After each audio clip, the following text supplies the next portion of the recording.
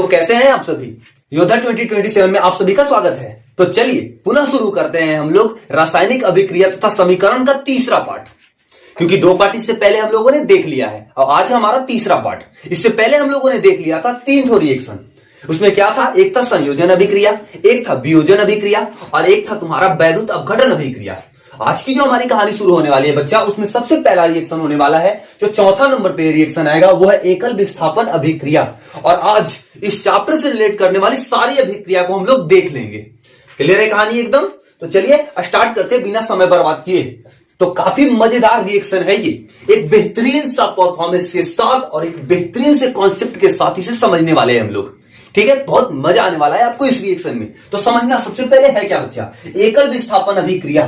एकल विस्थापन अभिक्रिया मतलब तुम्हारे सामने कुछ समझाया जाए। एकल का मतलब एक, ठीक है, एगो इसमें विस्थापित होगा, यानी एगो का एक्सचेंज होने वाला है यहां पे, यानी ब्रेकअप ब्रेकअप ब्रेकअप पैचअप। ठीक है, यानी कि ब्रेकअप और पैचअप की कहानी चलने वाली है। लेकिन एक तरफा इश्क है मेरे भाई, ये जो तुम्हारा टॉपिक है इसमें एक तरफा मोहब्बत की कहानी है। दोनों तरफ से इश्क था नहीं, एक तरफा मोहब्बत है। कहानी क्या है सो सुनो गौर से। जैसे यहां पे बात होगा, क्या बोला जा रहा है वो देख लेते हैं पहले। ठीक है, तो वह अभिक्रिया जिसमें किसी यौगिक में उपस्थित, वह अभिक्रिया जिसमें किसी यौगिक में उपस्थित किसी परमाणु या परमाणुओं के समूह को किसी दूसरे परमाणु द्वारा विस्थापित कर दिया जाता है, एकल विस्थापन अभिक्रिया कहलाता है। लॉजिक थोड़ा सा प्यारा है। अगर हम अपनी भाषा में बात बताएं, ये तो तुम्हारी किताबी भाषा लिखा हुआ है ना, हम अपनी भाषा में बात बताते हैं। तो सुनो, एक बड़ा सा यौगिक होगा, वो कम से कम तो 2 पदार्थ के मिल का बना होगा, यानी कि 2 पदार्थ से मिलकर एक यौगिक बना होगा। और उस यौगिक में से, ठीक है, कोई एक जो है वो हटके बाहर निकल जाएगा और उसकी जगह कुछ दूसरा इनपुट हो जाएगा, इसको बोला जाएगा। हम इसको ब्रेकअप और पैचअप क्यों बोले वो कहानी बताते हैं। तो जैसे मान लो हमारे सामने एक यौगिक है और उस यौगिक को छोड़ दो, हम लोग क्या बात कर रहे हैं, चलो किसी का नाम लिखते हैं, प्यारा सा एकदम गुड्डा गुड़िया। ठीक है, तो हम यहां पे नाम लिखते हैं, जैसे जैसे क्या लिखा जाए। तो जैसे मान लो हम यहां पे लिख दें, क्या मेरा नाम क्या है जरा सोचना। मेरा नाम है बच्चा मोहित। ठीक है, तो यहां पे हम मोहित लिख दिए और एक सुंदर सा बकलोली लिख देते हैं। क्या लिख देते हैं, बकलोली। देखो हमारा नाम है मोहित और एक आ गया बकलोली। ठीक है, समझना बढ़िया से। और यहां से एक प्यारा सा लड़का आया उधर से। देखो हम दोनों के बीच में एक बॉन्डिंग थी, पहले से एक रिएक्शन था। जैसे मोहित और बकलोली के बीच में एक प्यारा सा बॉन्डिंग था, यानी एक यौगिक बना हुआ था, पहले से एक यौगिक था और एक नया यौगिक और आ गया। क्या होगा कहानी जरा वो सुनना।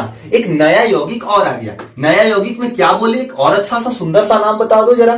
तो चलो यहां पे हम लिख देते हैं सुंदर सा नाम, जैसे मान लो छोटू। ठीक है, अब यहां देखो मोहित और बकलोली पहले से तो यौगिक था ही, इसके जगह तुम्हारे पास सोडियम क्लोराइड हो सकता है, सोडियम ब्रोमाइड हो सकता है, कोई भी यौगिक हो सकता है बच्चा। तो हम यहां पे मोहित और बकलोली, हम दोनों की सेटिंग बहुत प्यारी सी चल रही थी बच्चा, बहुत प्यारी सी सेटिंग चल रही थी। अब इस सेटिंग के बीच में है जो बकलोली है, इसको किसी और से इसको हो गया और अब ये बकलोली जो है हमरा से ब्रेकअप करके और ये छोटुआ के साथ चिपक गई। ठीक ना, तो इसमें क्या हुआ जरा वो सुनो। हम तो एक तरफा बहुत चाहे इसको, लेकिन ये का कि हमरे एक्सचेंज कर दी और बन क्या गई, तो कुछ इस तरह से। क्या बन गया बच्चा, तो सुनो, ये जो बकलोली है इसका रिएक्शन हो गया इसके साथ, यानी कि यहां पे लेके आ जाओ छोटू और बकलोली। ठीक है, रिएक्शन में क्या हो गया, छोटू जो है वो बकलोली के साथ निकल गया और बेचारा मोहित अकेले बच गया। ठीक है, ये बच गया अकेले। तो ये वाली रिएक्शन में थोड़ा सा कंप्लीटली एक चीज समझना, इस रिएक्शन में क्या हुआ जरा इस चीज को समझना। देखो यहां पे क्या बात है तुम्हारे पास, सो देखो पहले से एक कंपाउंड था तुम्हारे पास, पहले से एक कंपाउंड था, उसमें से एक एलिमेंट, ठीक है, उसमें से एक एलिमेंट का एक्सचेंज हो गया, एक एलिमेंट जो है वो एक्सचेंज हो गया किसी अगले एलिमेंट्स के साथ, यानी कि मोहित और बकलोली एक कंपाउंड बनाया, एक यौगिक बनाया और इस यौगिक में से मोहित को ट्रांसफर करके, मोहित को हटा के और यहां पे छोटू को इंक्लूड कर लिया गया। यानी कुल मिला के देखो क्या हुआ, इसके साथ इसका एक्सचेंज ऑफर निकल गया। और ये वाला जो तुम्हारे सामने आया इसमें कितना, एक ही वो एलिमेंट का चेंज हो रहा है ना, इसीलिए इसको बोलते हैं एकल विस्थापन अभिक्रिया।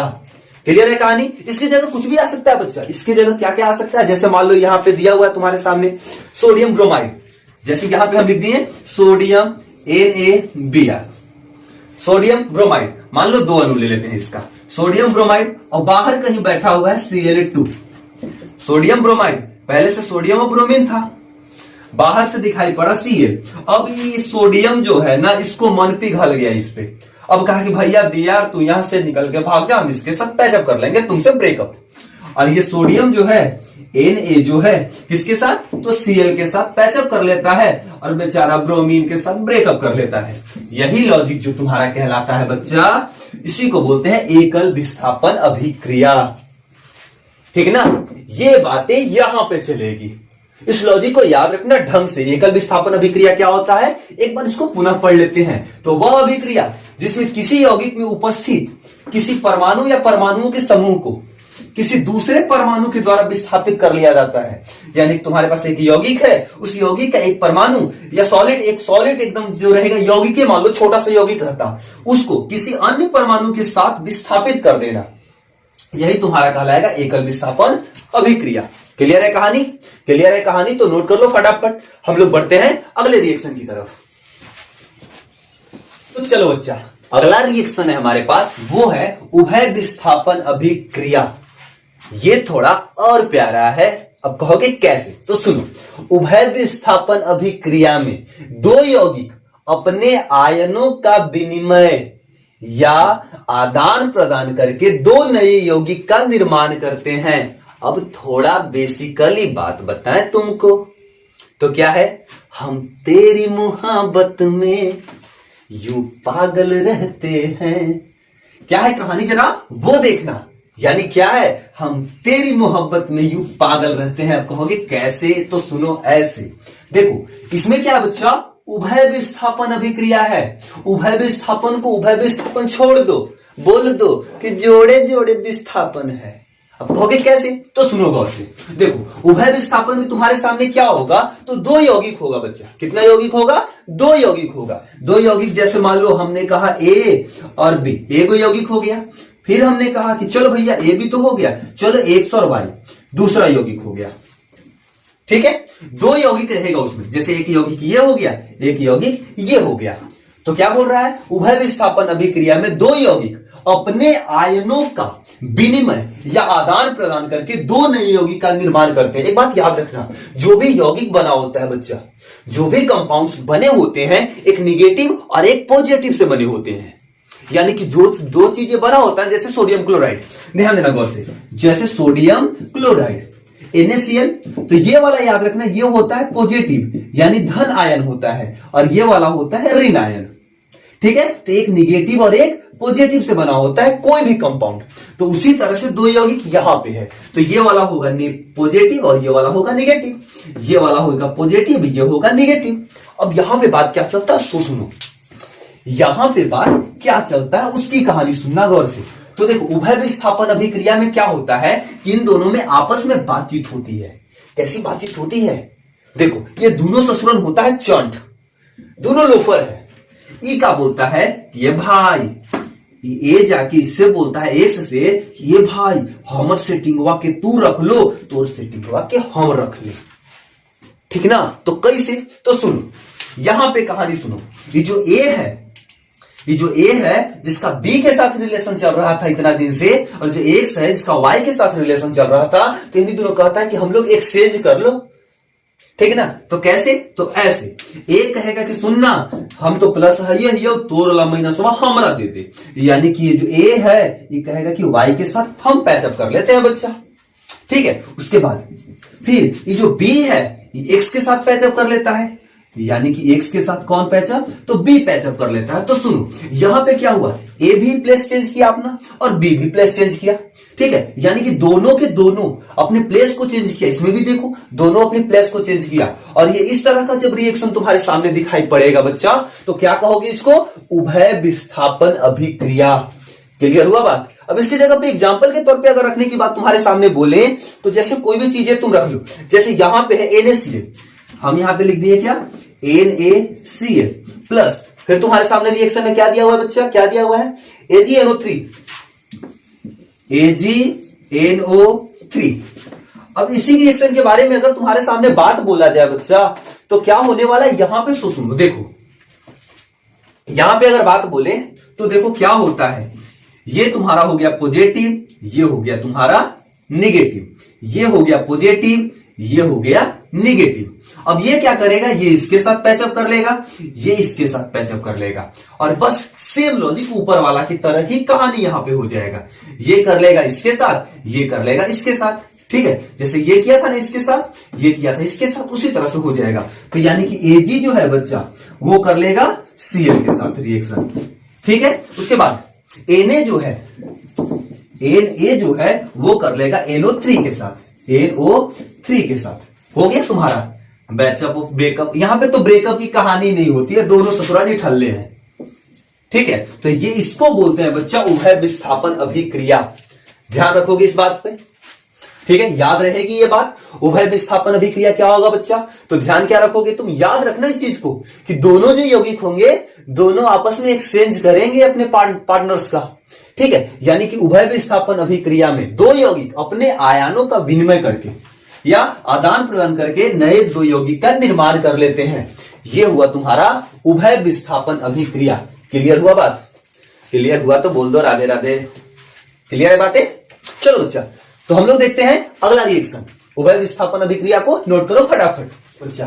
तो अगला रिएक्शन है तुम्हारे पास, वो है उदासीनीकरण अभिक्रिया।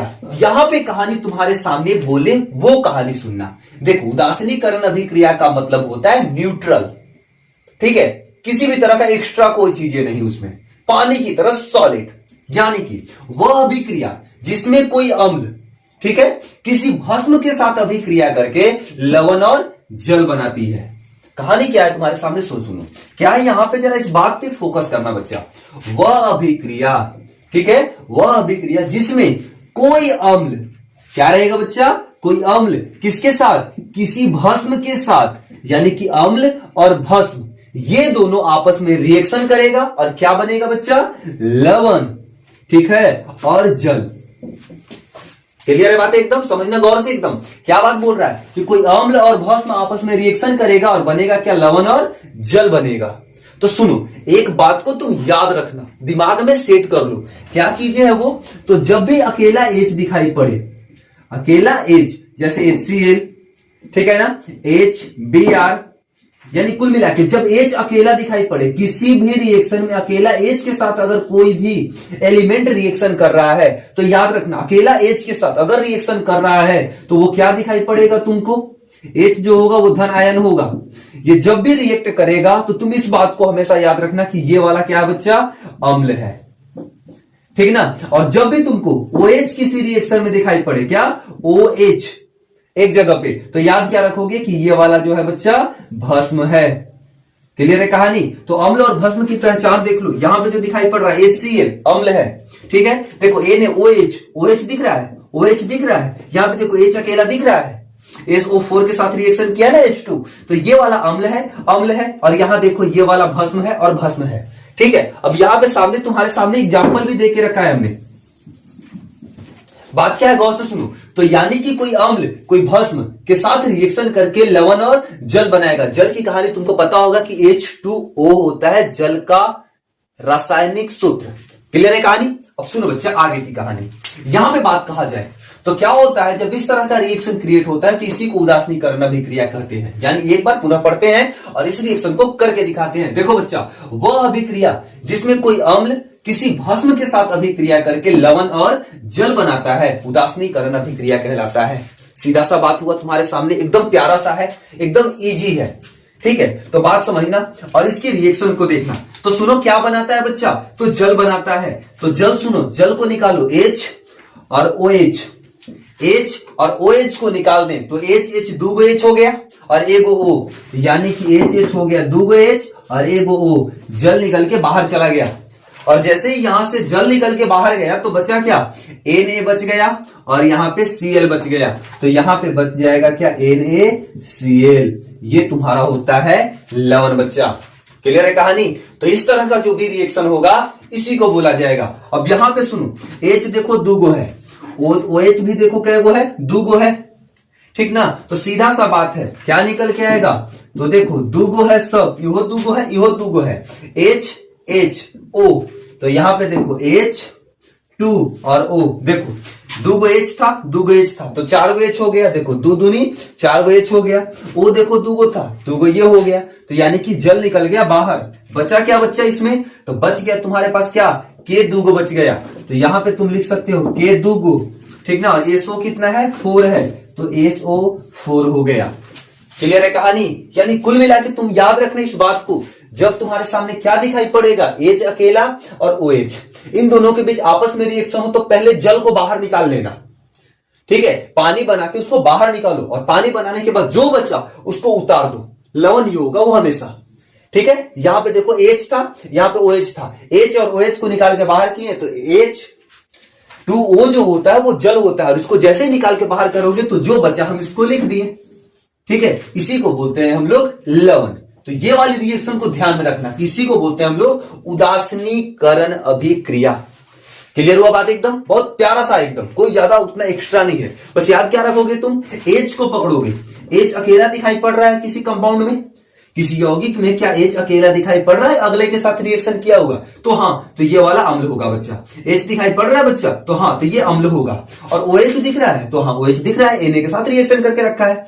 OH दिख रहा है, K के साथ रिएक्शन करके रखा है, तो हाँ भैया ये क्या होगा, तो ये होगा तुम्हारा भस्म। भस्म, ये अम्ल और ये भस्म आपस में रिएक्शन किया तो ये लवण बनाया और जल बनाया, ठीक है। अम्ल भस्म आपस में रिएक्शन किया, लवण बनाया और जल बनाया। मैटर क्लोज हुआ क्या?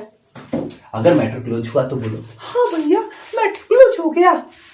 क्लियर है कहानी यहां तक?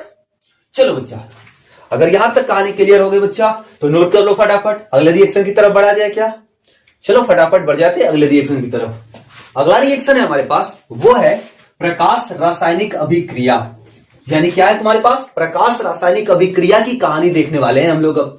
तो देखो ये रिएक्शन में तुम्हारे सामने क्या है, कुछ रिएक्शंस करने की जरूरत नहीं है तुम्हें, बस समझने की जरूरत है। तो सुनना गौर से, क्या ये कहानी, रट जाना इसको। तो वैसी रासायनिक अभिक्रिया जो प्रकाश की उपस्थिति में होता है, यानी प्रकाश रहेगा तभी वो रिएक्शन होगा और नहीं तो वो रिएक्शन नहीं होगा।